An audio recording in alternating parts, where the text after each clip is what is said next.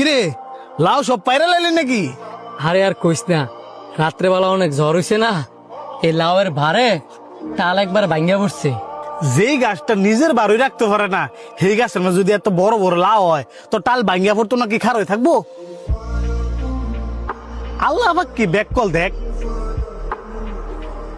যেই গাছ সুজ হয়ে দাঁড়াইতেই পারে না সেই গাছের মধ্যে এত বড় বড় ফল দিয়ে থুয়ে দিছে, যেমন তরমুজ, বাঙ্গি, এই যে লাউ, মিষ্টি কুমড়া, আরো এমন অনেক অনেক ফল আছে। নাউজুবিল্লাহ, তুই সব কি কইতাছস? আমি যা কইতাছি ঠিকই কইতাছি। যেমন বট গাছ দেখ, এই বিশাল বড় আর ফল দিছে এর দুরানি। কেরে আল্লাহ পাক চাইলে কি এই লাউডা বট গাছ দুইটা লইলে না? পরে জাম গাছ দেখ, গাছ কত বড়, ফল হইলে যে এর দুর্নি। কেরে আল্লাহ পাক চাইলে তো তরমুজটা এই জাম গাছ দুইটা লইলে। পরে গাব গাছ দেখ, যেমন বড় এমন শক্তিশালী আর ফল দিছে এর দূর দূর। কেরে আল্লাহ পাক চাইলে কি এই মিষ্টি কুমড়াটা এই গাব গাছ ধরাইতে ভালো হইলে না? এরপরেও কি কইবি আল্লাহ পাক বেক করলে আমি করছে না? আস্তাগফিরুল্লাহ, আস্তাগফিরুল্লাহ। আল্লাহ পাক তোর হেদায়েত দান করুক। আই তুই আমার লগে, তোর বুলটা ভাঙাইতেছি।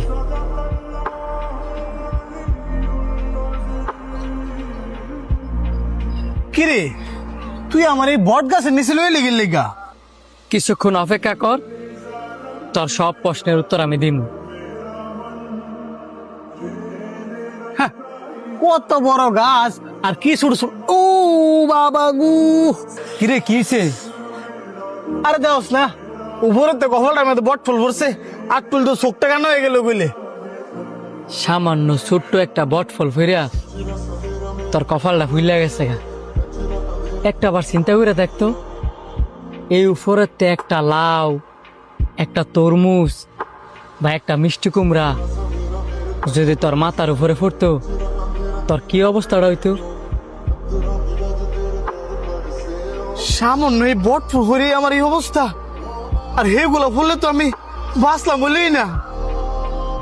যে আল্লাহ পাক এই পৃথিবী সৃষ্টি করছে, আমাদেরকে সৃষ্টি করছে, ওনার থেকে জ্ঞানী গুণী আছে কিনা ওইটা যদি আমি বলতেও যাই তাহলে আমার আস্তাগফিরুল্লাহ কইতে হইব। আল্লাহ পাক হচ্ছে উত্তম পরিকল্পনাকারী। উনি যা সৃষ্টি করছেন সেভাবে সৃষ্টি করছেন, বুঝেই করছেন। ওই বুঝার ক্ষমতা তোর